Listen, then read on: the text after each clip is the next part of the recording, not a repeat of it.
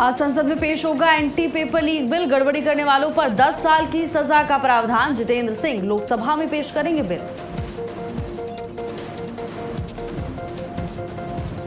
Instagram पर लगातार बढ़ रही पीएम मोदी की लोकप्रियता। 4 दिन में पीएम मोदी का तीसरा वीडियो वायरल। पहले वीडियो पर 381, दूसरे वीडियो पर अब तक 256 मिलियन हुए व्यूज।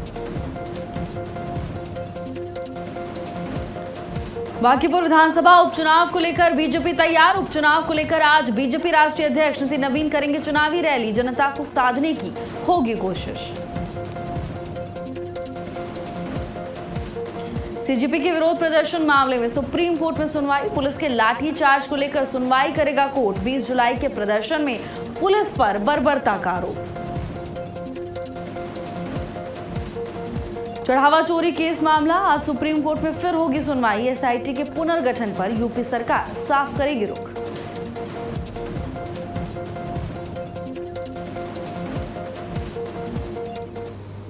नमस्कार, बहुत स्वागत है आपका। भारत अपडेट देख रहे हैं आप। मैं हूं आपके साथ भावना त्रिपाठी। बुलेटिन की शुरुआत करेंगे बड़ी खबर के साथ। आज संसद में पेश होगा एंटी पेपर लीक बिल। गड़बड़ी करने वालों पर 10 साल तक की सजा का प्रावधान है। जितेंद्र सिंह लोकसभा में बिल पेश करने वाले।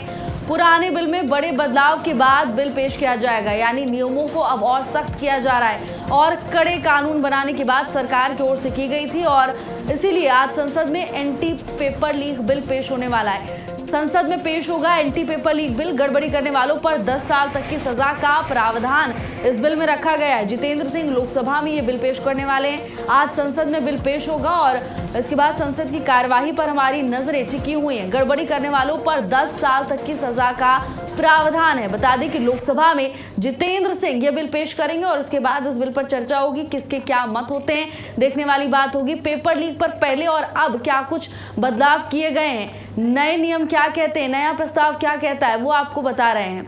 व्यक्तिगत रूप से पेपर लीक करने पर पहले 3 से 5 साल तक की कैद होती थी और अब नियम और कड़े हो गए। और चलिए सीधे आपको लोकसभा लिए चलते हैं, जहां संसद की कार्रवाई शुरू हो गई है। सदन को ये बताते हुए अत्यंत प्रसन्नता हो रही है कि स्कॉटलैंड के ग्लासगो में चल रहे 23वीं राष्ट्रमंडल खेलों में भारत की सुश्री मीराबाई चानू ने वेट लिफ्टिंग की 48 किलोग्राम वर्ग की प्रतियोगिता में शानदार प्रदर्शन करते हुए स्वर्ण पदक जीता है।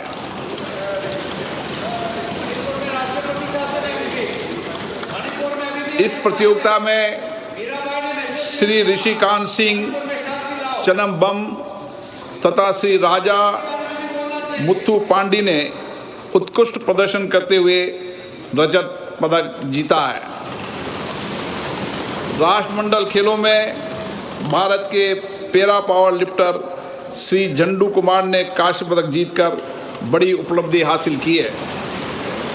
मैं सदन की ओर से जीतने वाले सभी खिलाड़ियों को, उनके कोच एवं टीम इंडिया को इस ऐतिहासिक उपलब्धि पर हार्दिक बधाई तथा भविष्य के लिए शुभकामनाएं देता हूं। प्रश्नकाल।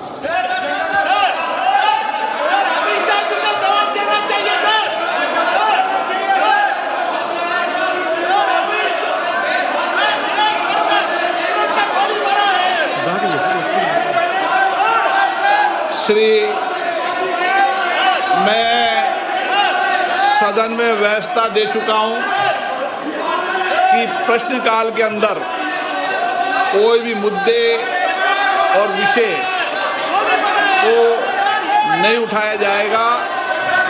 प्रश्नकाल में केवल माननीय सदस्य जिनके प्रश्न लगे हैं उनके प्रश्न के उत्तर सरकार देगी।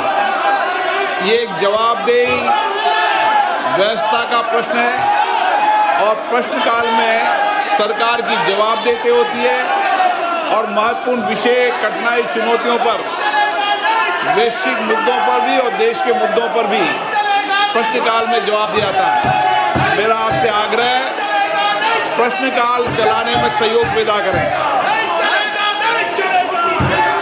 आप प्रश्नकाल में गतिरोध पैदा कर सदन के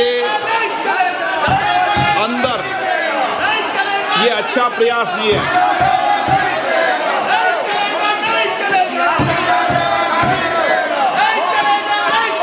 माननीय सदस्यगण,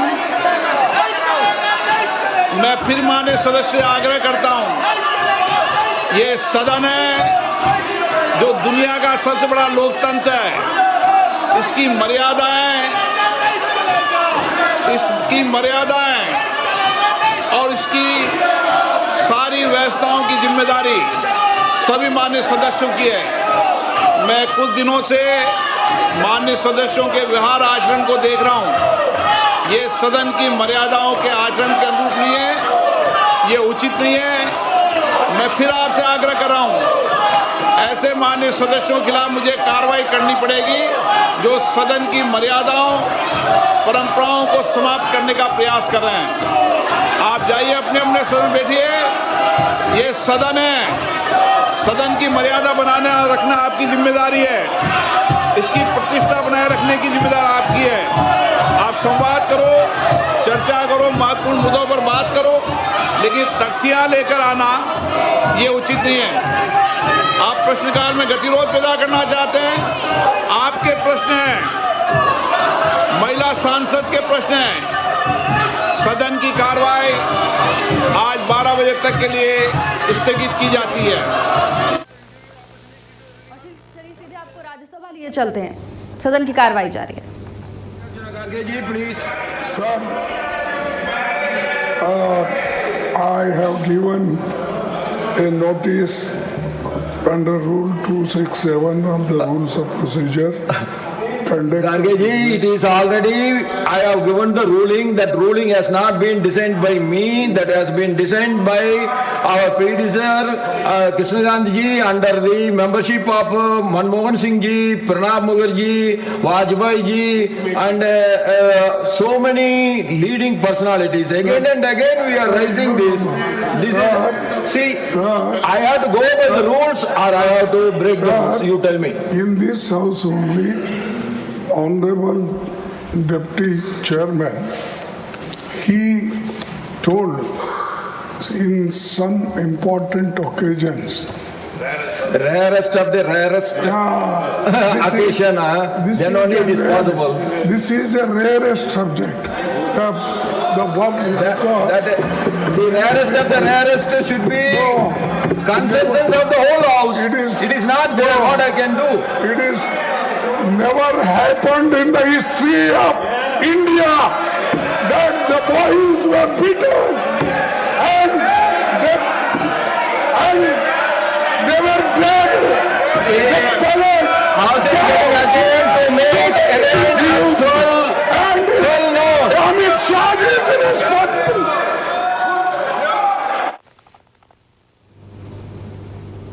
तो विपक्ष के जोरदार हंगामे के बीच लोकसभा और राज्यसभा दोनों सदनों की कार्रवाई स्थगित की जा चुकी है। विपक्ष की ओर से जोरदार हंगामा किया गया और यही कारण रहा कि कुछ समय भी कार्यवाही ठीक से नहीं चल सकी। अब चलिए खबरों में आगे बढ़ेंगे। पेपर लीक मामले में को लेकर विरोध प्रदर्शन का मामला, अब प्रदर्शन मामले में आज सुप्रीम कोर्ट सुनवाई करेगा। पुलिस के लाठीचार्ज को लेकर सुप्रीम कोर्ट सुनवाई करेगा। 20 जुलाई के प्रदर्शन में पुलिस पर बर्बरता के गंभीर आरोप लगाए गए। प्रदर्शन मामले में आज सुप्रीम कोर्ट में सुनवाई होनी है। अब क्या कुछ होता है सुनवाई के दौरान, ये देखने वाली बात होगी। कोर्ट की ओर से क्या टिप्पणी की जाती है, याचिकाकर्ता की ओर से क्या कुछ कहा जाता है, उस पर नजर रहेगी। 20 जुलाई के प्रदर्शन में पुलिस पर बर्बरता के गंभीर आरोप लगाए गए हैं और इसी मामले को लेकर आज सुप्रीम कोर्ट में सुनवाई होनी है। देखना होगा सुप्रीम कोर्ट की ओर से क्या कुछ टिप्पणी की जाती है, पूरे मामले में क्या फैसला सामने आता है। बहरहाल नजरें टिकी हुई है सुप्रीम कोर्ट की सुनवाई पर। पुलिस के लाठीचार्ज को लेकर आज सुप्रीम कोर्ट में सुनवाई होनी है।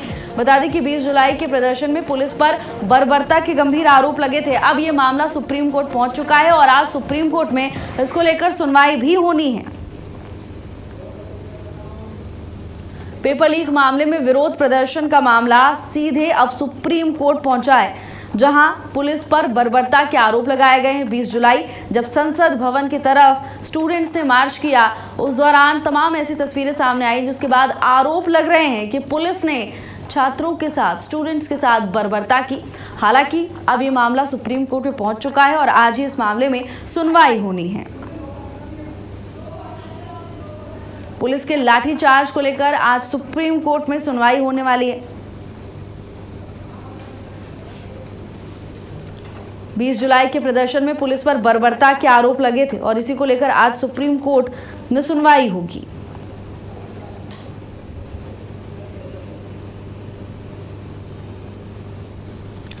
बीस जुलाई के प्रदर्शन में पुलिस पर बर्बरता के गंभीर आरोप लगाए गए थे।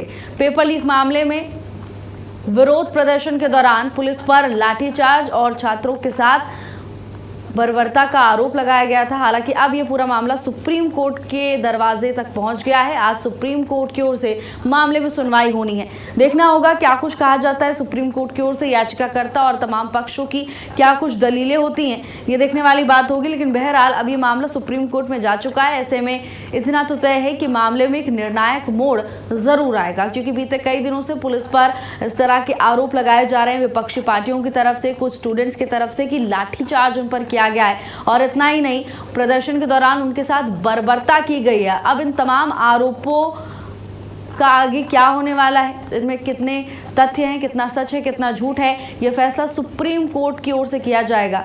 बहरहाल आज ही मामले को लेकर सुनवाई होनी है।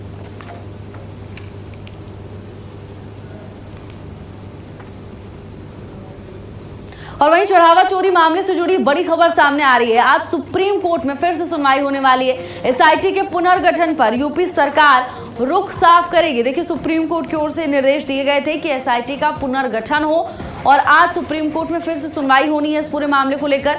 चढ़ावा चोरी मामले से जुड़ा ये बड़ा अपडेट सामने आ रहा है। आज सुप्रीम कोर्ट में एक बार फिर से सुनवाई होगी। एसआईटी के पुनर्गठन पर यूपी सरकार अपना रुख साफ करेगी। देखिए, इससे पहले जब सुप्रीम कोर्ट में सुनवाई हुई इस पूरे मामले को लेकर, एसआईटी की तरफ से स्टेटस रिपोर्ट दाखिल की गई, तो सुप्रीम कोर्ट की ओर से कहा गया कि एसआईटी का पुनर्गठन हो और ज्यादा संजीदगी से इस बार पूरे मामले की जांच हो, ये उद्देश्य समझ में आ रहा था। लेकिन आज एक बार फिर से सुप्रीम कोर्ट में इस पूरे मामले को लेकर सुनवाई होनी है। एसआईटी के पुनर्गठन पर यूपी सरकार अपना रुख आज साफ करेगी।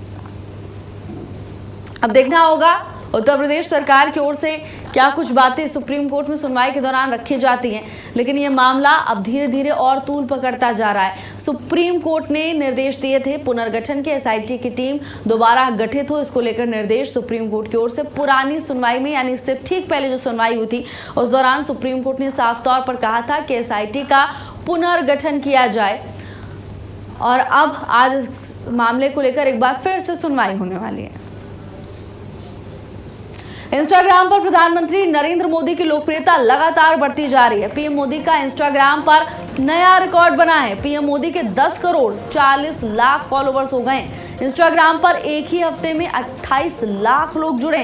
तो देखिए, सोशल मीडिया पर प्रधानमंत्री की लोकप्रियता लगातार बढ़ती जा रही है। पीएम मोदी के 10 करोड़ 40 लाख फॉलोवर्स हो गए, यानी अब सोशल मीडिया पर जेनजी के बीच में लोकप्रिय हो रहे हैं प्रधानमंत्री नरेंद्र मोदी। इंस्टाग्राम पर प्रधानमंत्री के फॉलोअर्स की संख्या बढ़ गई है और ये फॉलोअर्स की संख्या ये बता रही है कि पीएम मोदी को लोग खूब पसंद कर रहे हैं। उनके वीडियो संदेश, उनके पोस्ट को खूब पसंद किया जा रहा है। पीएम मोदी के 10 करोड़ 40 लाख फॉलोअर्स हुए हैं। इससे पहले जब प्रधानमंत्री ने अपना एक वीडियो सोशल मीडिया पर शेयर किया, इंस्टाग्राम पर शेयर किया, तो उसे भी लोगों ने खूब पसंद किया, खूब देखा। पीएम मोदी के 10 करोड़ 40 लाख फॉलोवर्स हो गए। एक हफ्ते की बात करें तो इंस्टाग्राम पर 28 लाख लोग प्रधानमंत्री के अकाउंट को फॉलो करते हुए दिखाई दिए। फॉलो उन्होंने किया है और प्रधानमंत्री से सोशल मीडिया के जरिए कनेक्ट किया जा रहा है। इंस्टाग्राम पर पीएम मोदी की पॉपुलैरिटी, लोकप्रियता लगातार बढ़ती जा रही है।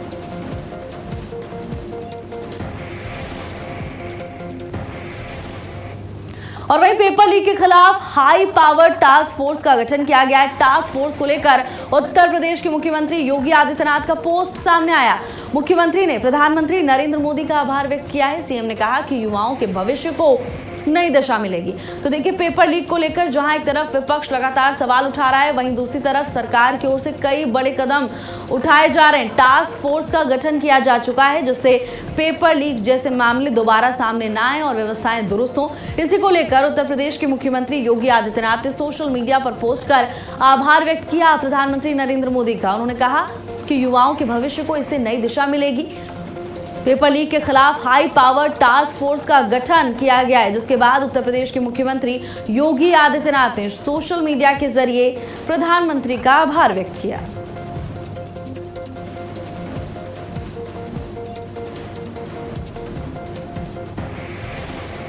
और वहीं अब खबर पटना से सामने आ रही है, जहां बांकीपुर विधानसभा उपचुनाव को लेकर भारतीय जनता पार्टी पूरी तरह से एक्शन मोड में है। उपचुनाव को लेकर बीजेपी आज रोड शो करेगी।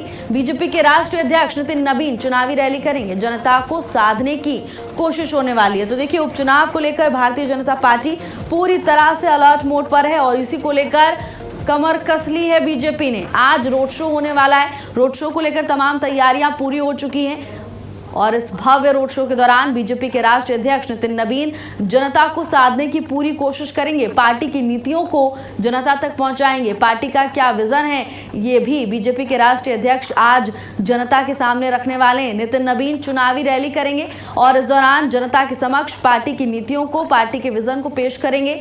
भारतीय जनता पार्टी के उम्मीदवार के लिए वोट की अपील करते हुए बीजेपी राष्ट्रीय अध्यक्ष नजर आएंगे। बांकीपुर विधानसभा उपचुनाव को लेकर सियासी हलचल तेज हो चुकी है। सभी सियासी दलों ने कमर कस ली और भारतीय जनता पार्टी भी पूरी तरह से एक्टिव मोड में नजर आ रही है। यही कारण है कि आज बड़ा रोड शो आयोजित किया जा रहा है बीजेपी की ओर से। भारतीय जनता पार्टी के राष्ट्रीय अध्यक्ष नितिन नवीन चुनावी रैली में मौजूद रहेंगे, चुनावी रैली करेंगे और इस दौरान जनता के समक्ष पार्टी के विजन को रखेंगे, पार्टी की नीतियों को रखेंगे। सरकार के कामकाज को उजागर करते हुए बीजेपी राष्ट्रीय अध्यक्ष नितिन नवीन नजर आएंगे। और वहीं उपचुनाव को देखते हुए क्षेत्र में सियासी हलचल तेज हो गई है। सभी सियासी दल चुनावी समर में उतर चुके हैं। अपनी अपनी तैयारियों के साथ सभी ने कमर कस ली है और जीत हासिल करने के लिए साम दाम दंड भेद की राजनीति अपनाई जा रही है। अब देखिए, उपचुनाव को लेकर बीजेपी आज रोड शो करने वाली है और इस दौरान जनता के समक्ष बीजेपी के राष्ट्रीय अध्यक्ष नितिन नवीन मौजूद होंगे और नितिन नवीन चुनावी रैली करेंगे। वहीं बीजेपी के राष्ट्रीय अध्यक्ष के आगमन को देखते हुए तैयारियां पूरी की जा चुकी हैं। सुरक्षा व्यवस्था के पुख्ता इंतजाम किए गए हैं। पार्टी की तरफ से कार्यक्रम को लेकर तैयारियां व्यापक तौर पर की गई हैं। प्रशासन की ओर से यह आश्वासन दिया गया है कि सुरक्षा के व्यापक इंतजाम किए गए हैं। वहीं भीड़ नियंत्रण और भीड़ प्रबंधन को लेकर भी प्रशासन ने व्यवस्थाएं की हैं। अब बता दें कि चुनावी रैली के दौरान बीजेपी के राष्ट्रीय अध्यक्ष नितिन नवीन जनता को साधने की पूरी कोशिश करेंगे और बीजेपी उम्मीदवार के लिए वोटों की अपील करते हुए नजर आएंगे। वहीं रोड शो को देखते हुए तैयारियां पूरी की जा चुकी हैं। बांकीपुर विधानसभा उपचुनाव को लेकर क्षेत्र में सियासी हलचल तेज हो गई है। सभी सियासी दल इस खेल में जीत हासिल करने के लिए लगातार मैदान में डटे हुए हैं। अपनी अपनी रणनीतियों के साथ अपने संगठन को जहां एक तरफ धार देने की कोशिश की जा रही है, तो वहीं धरातल पर कैसे अपनी पार्टियों की नीतियों को जनता तक पहुंचाना है, इसको लेकर भी सजग नजर आ रही है भारतीय जनता पार्टी और तमाम सियासी दल। यही कारण है कि आज बीजेपी के राष्ट्रीय अध्यक्ष नितिन नवीन चुनावी रैली करेंगे।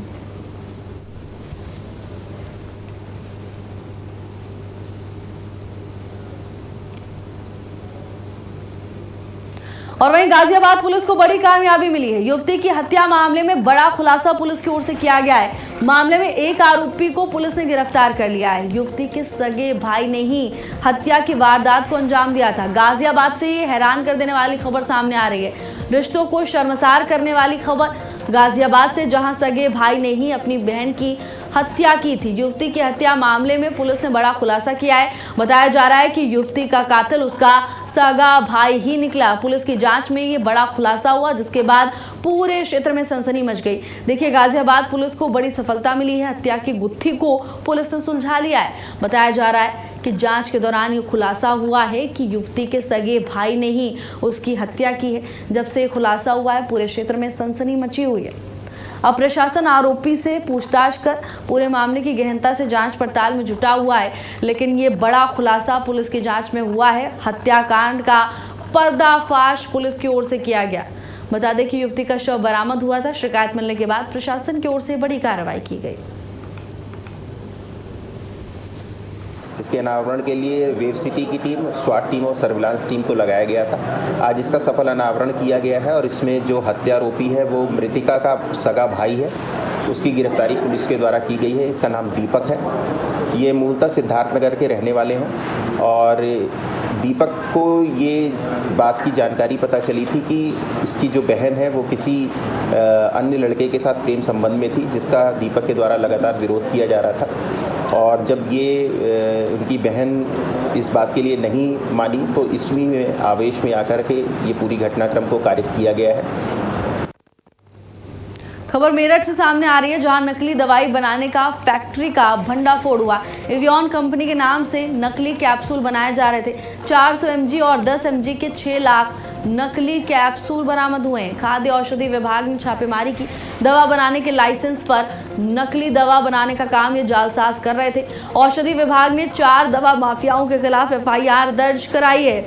इंचौली थाना क्षेत्र के खरदौनी गांव का पूरा मामला बताया जा रहा है। 400 mg और 10 mg के 6 लाख नकली कैप्सूल्स टीम ने बरामद किए हैं। अब मामले को लेकर आगे कार्रवाई की जा रही है। खाद्य औषधि विभाग की ओर से छापेमारी की गई। नकली दवाई बनाने की फैक्ट्री का भंडाफोड़ प्रशासन की ओर से किया गया। एवियन कंपनी के नाम से नकली कैप्सूल बनाने का काम यहां पर किया जा रहा था। तो वहीं प्रशासन की कार्रवाई के बाद पूरे क्षेत्र में हड़कंप मचा हुआ है। अब प्रशासन की ओर से मामले को लेकर आगे की कार्रवाई की जा रही है। जानकारी है कि 400 मिलीग्राम और 10 मिलीग्राम की नकली दवाओं का यहां पर निर्माण किया जा रहा था। नकली दवाएं बनाई जा रही थी। अब विभाग आगे की कार्रवाई में जुटा हुआ है। एवियन कंपनी के नाम से नकली कैप्सूल बनाने का काम किया जा रहा था। 6 लाख नकली कैप्सूल मौके से बरामद हुए हैं। आज दिनांक 26 जुलाई 2026 को थाना इंचौली क्षेत्र अंतर्गत ग्राम खरदौनी में खाद्य सुरक्षा एवं औषधि प्रसाधन विभाग द्वारा गुप्त सूचना मिलने पर एक फर्म पर छापेमारी की गई, जिसके उपरांत खाद्य सुरक्षा एवं औषधि प्रसाधन विभाग द्वारा सही देने पर सुसंगत धाराओं में अभियोग पंजीकृत किया जा रहा है। एक अभियुक्त को हिरासत में लिया गया है। नियमानुसार अग्रिम वैधानिक कार्रवाई। वहीं लखनऊ कानपुर एक्सप्रेसवे पर बसों का संचालन आज से शुरू। लखनऊ के कानपुर के बीच की दूरी कम होगी। 90 किलोमीटर की दूरी 1 घंटे 45 मिनट में तय होगी। ट्रायल के बाद बसों की संख्या जरूरत के अनुसार बढ़ाई जाएगी। तो देखिए, आज से बसों का संचालन शुरू है और 90 किलोमीटर की दूरी अब महज 1 घंटे 45 मिनट में तय कर सकेंगे। यानी लखनऊ से कानपुर तक का सफर अब और आसान सुगम हो रहा है। अब सफर में ज्यादा समय नहीं लगेगा।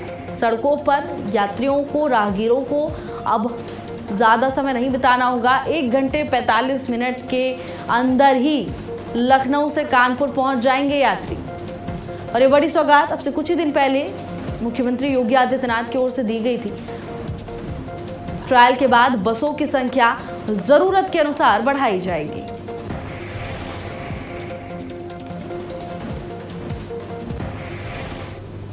खबर अमरोहा से सामने आ रही है, जहां दबंगों के हौसले बुलंद नजर आ रहे हैं। दबंगों ने युवक पर चाकू से हमला कर दिया। हमले में घायल युवक अस्पताल में भर्ती है। पीड़ित के भाई ने आधा दर्जन युवकों पर मारपीट का गंभीर आरोप लगाया है। वारदात को लेकर परिजनों में आक्रोश है। अमरोहा से खबर सामने आ रही है, जहां प्रशासन की लाख चेतावनी के बीच दबंगों में डर बना दिखाई नहीं दे रहा है। हमले में घायल युवक अस्पताल में भर्ती कराया गया है, जहां उसका इलाज चल रहा है। वहीं परिजनों ने गंभीर आरोप लगाए हैं। आधा दर्जन युवकों पर मारपीट का आरोप पीड़ित के भाई की ओर से लगाया गया है। वारदात के बाद परिजनों में खासा आक्रोश, खासी नाराजगी देखने को मिल रही है।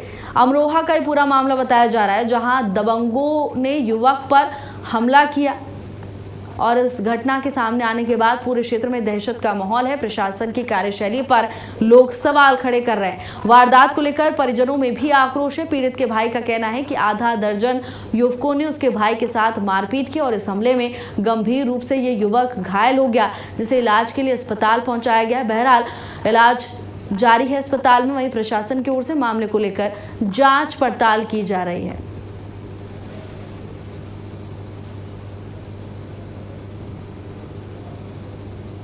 फिलहाल के लिए मेरे साथ बस इतना ही। देश और दुनिया की तमाम बड़ी खबरों के लिए देखते रहिए भारत अपडेट। नमस्कार।